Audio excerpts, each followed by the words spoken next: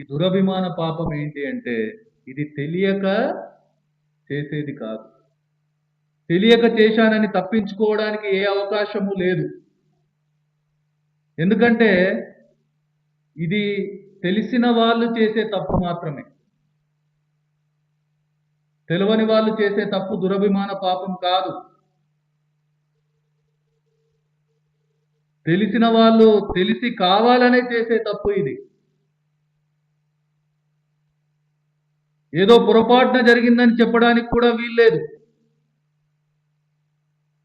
ఎందుకంటే పొరపాటున జరిగే తప్పులు పాపాలు అనేకం ఉన్నాయి, వాటికి క్షమాపణ ఉంది.